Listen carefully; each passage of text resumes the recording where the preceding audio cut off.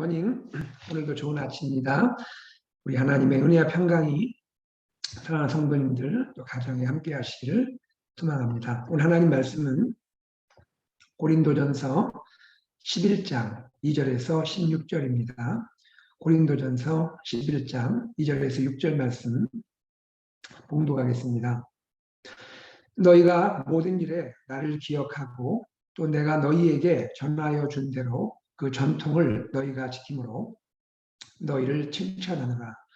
그러나 나는 너희가 알기를 원하노니 각 남자의 머리는 그리스도요 여자의 머리는 남자요 그리스도의 머리는 하나님이시라. 무릇 남자로서 머리에 무엇을 쓰고 기도나 예언을 하는 자는 그 머리를 욕되게 하는 것이요 무릇 여자로서 머리에 쓴 것을 벗고 기도나 예언을 하는 자는 그 머리를 욕되게 하는 것이니 이는 머리를 민 것과 다름이 없습니다. 만일 여자가 머리를 가리지 않거든 깎을 것이요 만일 깎거나 미는 것이 여자에게 부끄러움이 되거든 가릴지니라. 남자는 하나님의 형상과 영광이니 그 머리를 마땅히 가리지 않거니와 여자는 남자의 영광이니라.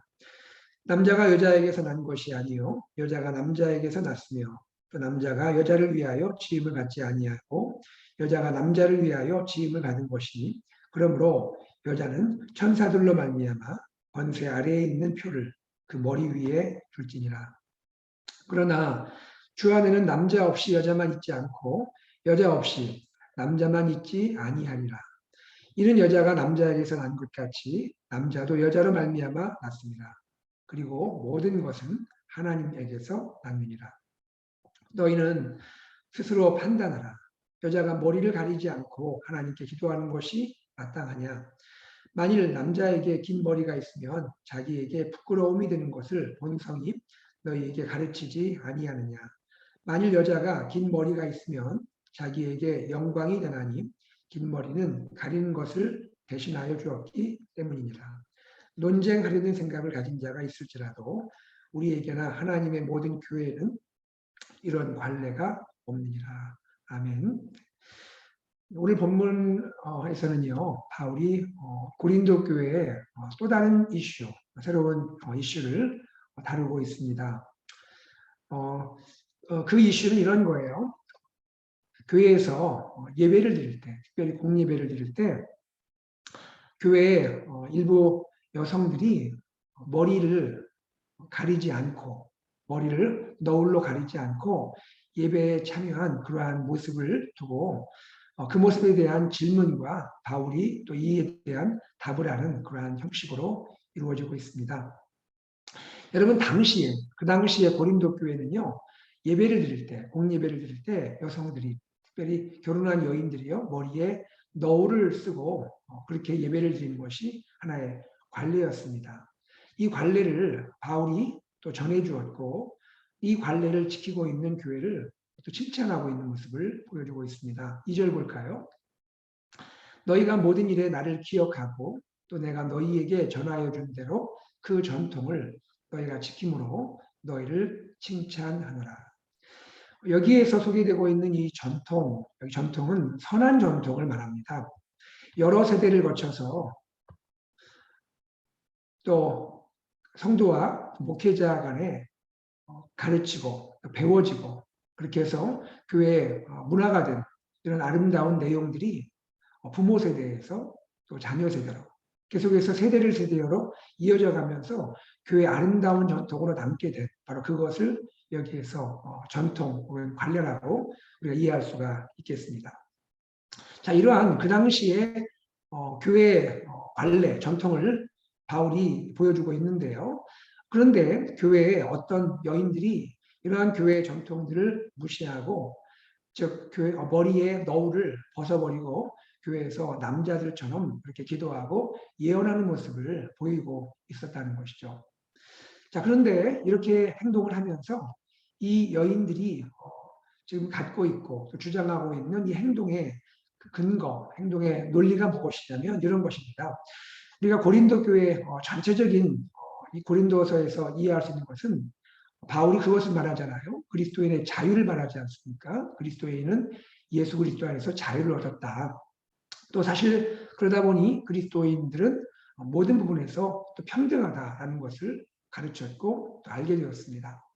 그러다 보니 그 당시에 그러한 가부장적인 그러한 상황에서 뚫려 있던 그런 여인들, 이 여인들 가운데 또 일부 여인들이 우리가 다 자유하고 모두가 다 평등한데 왜 굳이 여성들만 머리에 너울을 써야 하는가 이런 생각을 하고 이에 대한 반론을 피면서 그들이 그 당시에 많은 분들이 하지 않는 이러한 행동들을 하게 되었다는 것이죠. 자, 이런 가운데 교회에 혼돈이 있었고 또 이에 대한 질문이 있었으며 또 이에 대해서 바울이 답을 하고 있는 것입니다.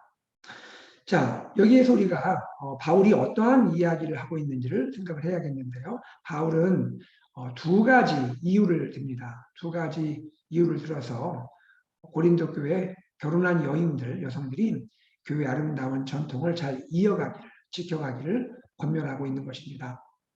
첫째, 어떠한 근거를 가지고 바울은 권면할까요? 그것은 교회가 속해 있는 그러한 사회 문화적인 배경입니다. 교회가 속해 있는 사회 문화적인 배경. 당시 그 고린도 사회를 넘어서서 그 당시 초대교회, 지금 2000년 전 초대교회 상황을 우리가 생각할 필요가 있겠는데요. 그 당시 초대교회 상황에서 인정되고 또 통용되고 있는 그러한 통념은 무엇이냐면 하나의 사회 상식으로, 하나의 문화적인 상식으로 남자들은 머리를 짧게 깎았고요. 또 여인들은 머리를 길게 했다는 것이죠. 머리를 길게 늘리고 또는 지낼 때 머리를 가리는 이러한 모습을 보여준 것이 하나의 사회 통념이고 사회적인 또 혹은 문화적인 그러한 그 당시의 상식이었다 할 수가 있습니다. 자, 그러다 보니 이 고린도 교회에 있는 이 여인들은 그런 생각을 한 건 아니고 다만 자유와 평등 부분에서 그들이 이제 주장을 한 것인데 자칫 그러한 모습이 사회에서는 어떻게 비춰지겠냐는 것이죠. 그 당시 일반적인 사회 문화나 또 사회 통념으로 보더라도 그 여인들은 항상 그러한 모습에서 머리를 가리고 또 머리를 짧지 않고 길게 하고 있는 것이 있었는데 그것을 어기다 보면 그것을 그렇게 하지 않다 보면 자칫 교회 여성들이 사회에서 좀 사회적 이미지가 실추될 수 있는 모습을 볼 수 있다는 것이죠. 그 당시에 주로 머리를 길게 하지 않거나 머리를 가리지 않는 여인들 중에 상당수가 몸을 파는 여인이었다라고 알려져 있습니다. 매춘부라는 거죠. 그러다 보니 이 매춘부들은 그러한 모습을 통해서 남자들을 유혹하고 또 남자들에게 관심 있는 것 같은 모습을 보여주었는데 이러한 교회 안에 있는 여인들이 자신들의 행동을 할 때에 이러한 모습이 본의 아니게 마치 사회에서 그렇게 좀 문제가 되고 또 사회에서 주의를 요하고 있는 그러한 여인들처럼 비춰질 수 있는 가능성이 있다는 것이죠. 그러다 보니 이러한 모습들이 자칫 교회 여인들에게 이미지를 실추할 수 있고 또 교회 공동체 전체적인 이미지가 가려져서 전도가 막히거나 이러한 교회에 덕이 가려질 수 있는 일이 있을 수 있었다는 것입니다. 지금 바울은 무엇을 말하고 있냐면 교회가 속해 있는 사회 문화적인 기본적인 통념이라는 것이 있다는 것이죠. 사회적인 상식, 문화적인 상식이 있는데 그것을 과도하게 넘어가다 보면 자칫 그것이 본인들에게는 자유가 되고 본인들에게는 하나의 권리가 되겠지만 사회적인 그러한 입장에 생각할 때는 교회가 덕을 깎을 수 있는 또 그러한 부분이 있을 수 있기 때문에 이런 부분들을 주의해야 한다라고 말하고 있는 것입니다. 자, 그리고 바울은 두 번째 근거를 말씀하고 있는데 그것은 남녀가 갖고 있는 창조의 그러한 차이를 말하고 있습니다. 남녀의 차이, 그것은 단지 사회에서 말하는 그러한 차별이 아니고 그것은 창조 시에 하나님이 보여주었고 그렇게 지었던 그러한 모습을 보여주고 있습니다. 남녀를 하나님은 구별하여 창조한 것을 말씀하고 있죠. 남자와 여자는 구별되어서 창조가 되었고 또 그 가운데 영적인 질서와 권위가 있음을 말씀하고 있습니다. 특별히 가정 안에서 남편은 아내의 머리임을 그것은 권위의 상징임을 보여주고 있는 것이죠. 이와 같이 또 그리스도는 또 하나님께서 그 머리로 계시고 또 그리스도 머리 아래 남자가 있고 즉 남편이 있고 그 남편의 권위 아래 여인이 있는 이러한 창조의 원리를 바울은 말하고 있습니다. 자, 그것이 3절입니다. 그러나 나는 너희가 알기를 원하노니 각 남자의 머리는 그리스도요 여자의 머리는 남자요 그리스도의 머리는 하나님이라 하면서 지금 4절 이하의 그 당시 이슈에 대해서 쭉 말씀을 하고 있습니다. 그러면서 다시 한번 7절에 보면 남자는 하나님의 형상과 영광이니 그 머리를 마땅히 가리지 않거니와 여자는 남자의 영광이니라. 자, 지금까지 바울은 창조시의 그 남녀의 구별 그리고 그로 인한 영적인 권위 이러한 또 질서를 말씀하고 있습니다. 그러나 바울이 여기에서 말하고 있는 것은 세상이 말하고 있는 어떤 가부장적인 그러한 권리, 어떤 권위를 말하고 있는 것이 결코 아닙니다. 그리고 세상적인, 세속적인 그러한 권력 이런 것을 말하는 것은 결코 아닌 것이죠. 차이가 있고 구별이 있지만 그것은 주 안에서는 평등한 것이고 서로가 서로를 인정하고 존중하는 것이 중요하다는 것을 바울은 결코 잊지 않고 말하고 있는 것입니다. 자, 7절에 보면요. 남자는 하나님의 형상과 영광이니라고 말하고 있죠. 여기에서 형상도 말하고 있고 영광도 말하고 있지만 그러나 강조점을 두고 있는 것은 뒷부분 영광입니다. 독사라는 헬라어인데요. 영광이라는 것에 강조점을 둡니다. 그러면서 그 다음에 무엇을 말합니까? 여자는 남자의 영광이니라. 남자는 아주 소중한 영광이죠. 하나님이 이 세상 만물 가운데 특별하게 하나님을 닮은 존재로 지은 그런 하나님의 영광이죠.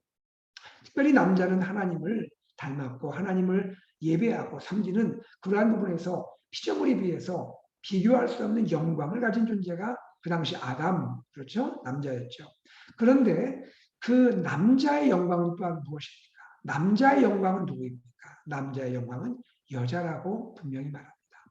남자를 도와서 남자의 배필로서 남자를 도와서 남자와 함께 그리고 남자가 특별히 모든 피조물 가운데 하나님을 예배하는 하나님을 닮은 존재로서 하나님을 예배하는 그러한 영광스러운 사역을 그러한 일을 감당할 수 있도록 남자를 돕는 존재로 지어졌고 그렇게 살아가는 존재 여자가 바로 또한 남자의 영광인 것을 분명하게 말하고 있습니다.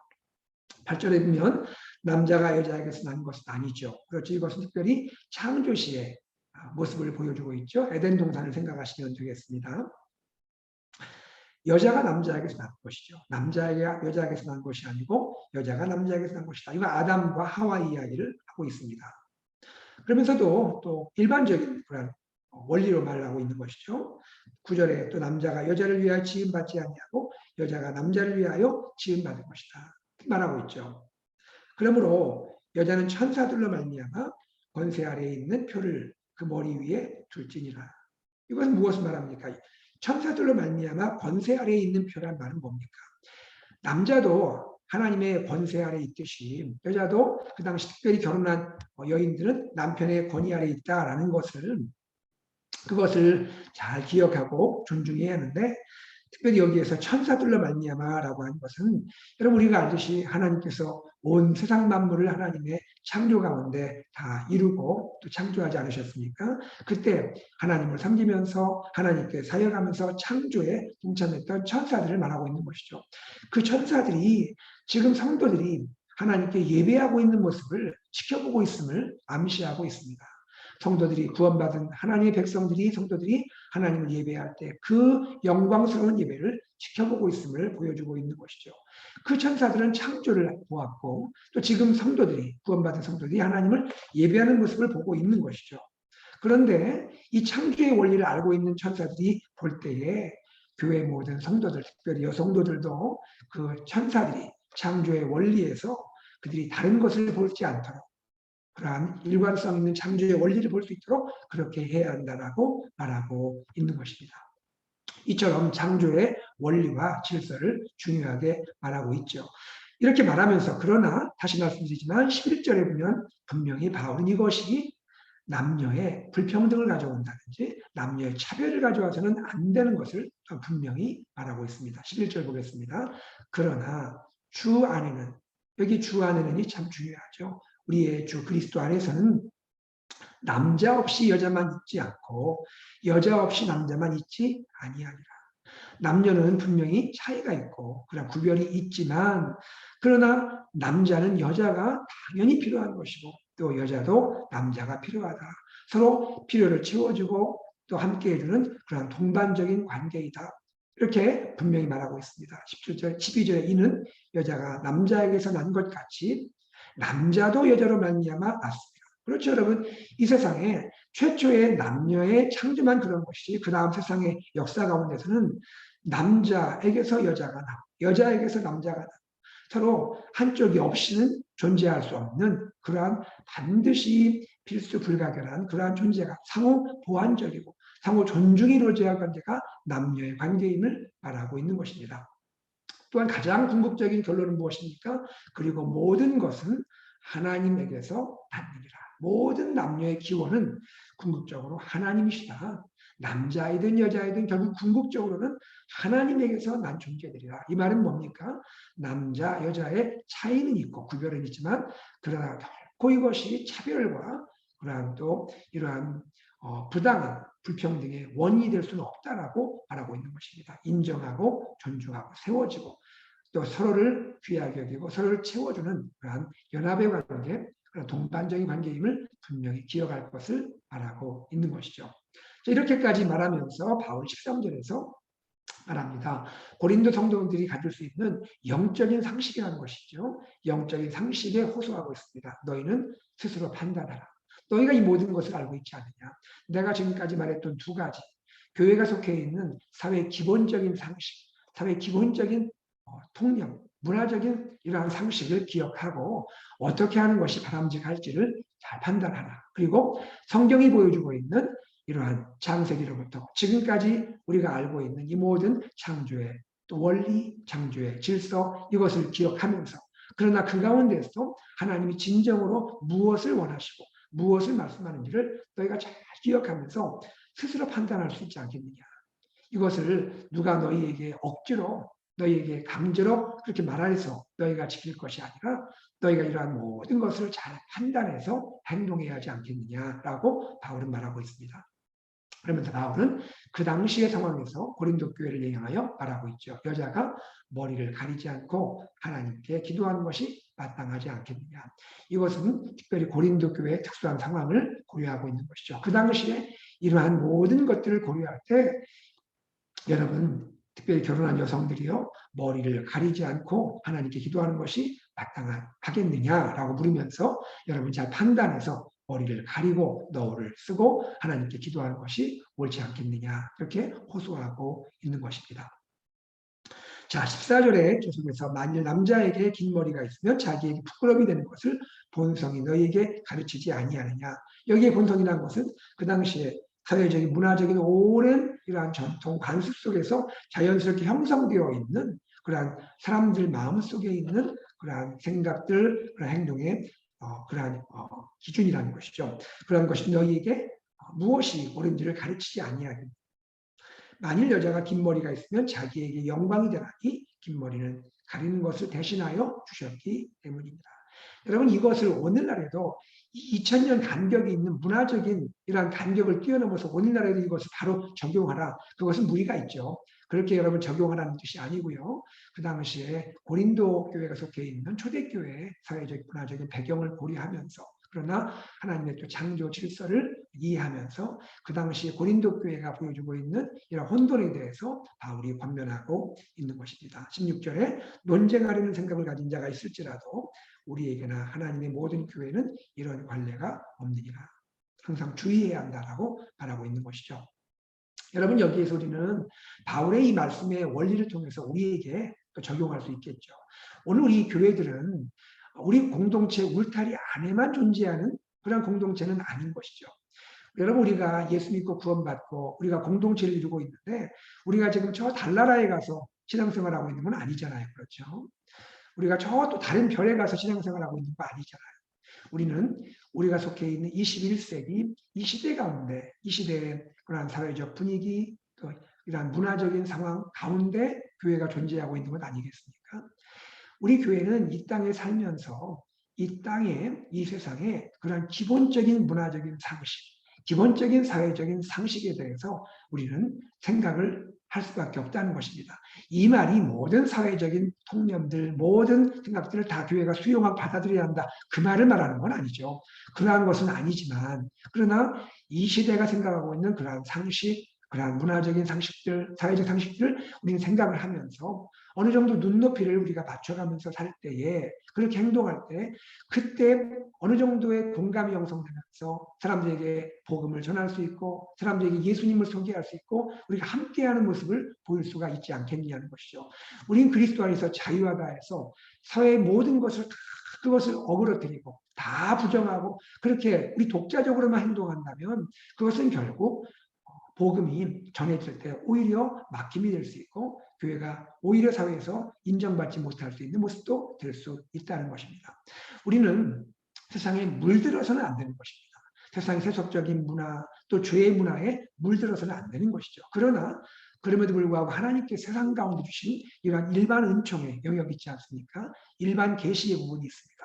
그런 부분에서 기본적인 상식, 사람들도 인정하고 사람들도 그거 정도는 또 중요하게 여기는 그런 부분들을 우리는 생각하면서 우리가 함께 지내면서 그 가운데 복음을 전하고 또 주님의 진리를 말할 수 있는 것이 중요하겠다라고 말하고 있는 것입니다. 또한 오늘 우리에게도 마찬가지죠. 이런 하나님의 창조의 원리를 기억하면서 항상 창조의 하나님의 원리를 기억하면서 우리가 행동을 해야 되는 것이죠.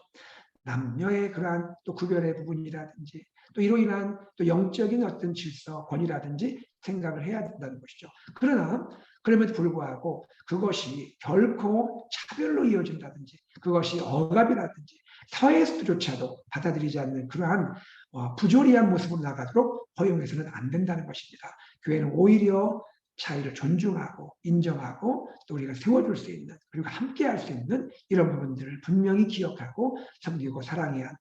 가정 안에서나 공동체 안에서나 이런 모습을 가져야 한다는 것을 보여주고 있는 것입니다. 이런 가운데 우리는 개별적인 디테일한 문제에 있어서 그것을 하나하나 다 교회가 가정이 다 규정하지 않을지라도 이러한 하나님의 질서 안에서 스스로 생각할 수 있고 판단해서 잘 우리가 결정할 수 있는 그러한 우리의 양심의 수준, 그러한 우리의 생각들 하나님의 허락을 해주셨다는 것이죠. 이런 부분에서 우리가 참 지혜롭고 또 총명하게 어떻게 행동할 것인지, 어떻게 사고할 것인지, 오늘도 직장에서, 사업장에서, 학교에서 지낼 때 어떻게 우리가 생각하고 행동해야 할지를 판단하는 것이 중요하다라고 말씀하고 있는 것입니다. 여러분, 그리스도인은 선한 양심이 있습니다. 또 교회 공동체 안에 아름답고 선한 전통들도 있습니다. 이러한 것들을 잘 고려하면서 하나님의 말씀에 기초해서 질서와 조화에 순종해서 생각하고 판단하는 성숙한 성도가 되기를 간절히 소망합니다. 특별히 한 가지 말씀드렸던 것을 다시 기억하면 우리는 세상에 속해 있습니다. 그러나 세상에 살고 있습니다. 세상에 살고 있지만 결코 세상에 속하지는 않습니다. 세상에 속하지는 않아요. 그러나 이 세상의 가장 기본적인 그러한 상식들 우리가 함께 생각하면서 또 그 부분에 우리가 또 존중하면서 이해하면서 그렇게 복음을 전하고 주의 자녀로 살아가는 것이 중요함을 생각할 수가 있게 되었습니다. 이러한 성숙한 그리스도인들이 저와 여러분이 되기 원하고 우리 AKBC 공동체가 되기를 간절히 소망합니다. 함께 기도하겠습니다. 주님 감사합니다. 오늘도 주님께서 우리 가운데 말씀해 주시고 특별히 초대교회 상황에서 고린도교회 이슈에 대해서 바울이 하나님의 말씀을 전했던 것을 우리가 기억을 합니다. 하나님 아버지, 우리가 이 말씀을 잘 기억하면서 우리가 성숙한 성도로 이 땅에 살지만 이 땅에 속하지는 않고 그러나 이 땅에서 복음을 전하고 이 땅에 또 살아가면서 어떻게 지혜롭게 살아가야 할지를 잘 분별할 수 있는 그런 성숙한 성도, 성숙한 공동체가 되도록 은혜 허락하여 주옵소서. 모든 것 주님께 감사드리며 우리 주 예수 그리스도 이름으로 간절히 기도드리옵나이다. 아멘. 말씀을 기억하면서 이 시간 하나님 아버지 우리가 정말로 이러한 성숙한 성도가 될 수 있도록 지혜로운 성도로 살아갈 수 있도록 또 그러한 공동체로 이 땅을 살아가며 또 사람들을 전도하며 또 복음을 나눌 수 있도록 하나님 역사하여 주옵소서 기도하시기 바랍니다. 우리 교회의 비전 AKPC 예수산책 AKPC 말씀 공동체 제자 공동체 그리고 미셔널 공동체를 향하여 우리가 한 방향으로 한 마음으로 나가게 축복해 주시고 이를 위해서 섬기고 수고하시는 교회 리더십과 수고하시는 모든 성도님들에게 은혜와 사랑과 성령 충만 지혜를 허락하여 주시옵소서 기도하시기를 바랍니다. 그리고 우리 교회 또 다음 세대 위해서 기도해 주시고요. 곧 여름 사역이 시작이 됩니다. 주님 키즈 미니스트리 VBS와 서머 캠프 위에 하나님 은혜를 주시기를 또 우리 다음 세대 어린이 드림 키즈 사역들 그리고 유스 사역 가운데 교사들과 발런티어들이 많이 필요합니다. 또 유스도 수련회가 있는데 섬길 분들이 많이 필요합니다. 여러분 많은 분들이 자원할 수 있도록 기도해 주시고 특별히 영유아부에는 우리 집사님들, 권사님들 함께 섬겨주시면 큰 도움과 큰 은혜가 있을 줄로 믿습니다. 여러분 또한 우리 어머님을 주님께 먼저 보내드리고 슬픔 가운데 있는 가정을 하나님께서 위로해 주시기를 슬픔에 당하는 가정들을 생각하면서 기도해 주시고요. 또 우리 교회 환우들을 생각하면서 하나님께 기도해 주시기를 바랍니다. 주님께서 치료하시고 회복시켜 주시기를 위해 기도해 주시고요. 또 대구의 한윤 선교사님과 여러 목장에서 후원하는 선교사님들을 위해서 기도해 주시고 우리 교회가 또 기도하고 있고 진행하고 있는 가스펠 프로젝트와 1대1과 목요 중보기도회와 또 도의 무릎기도회 여러 가지 또 행사들 앞으로 계획하는 일들에 은혜 주시기 위해서 기도해 주시기 바랍니다. 함께 기도하고 일상으로 나아가겠습니다.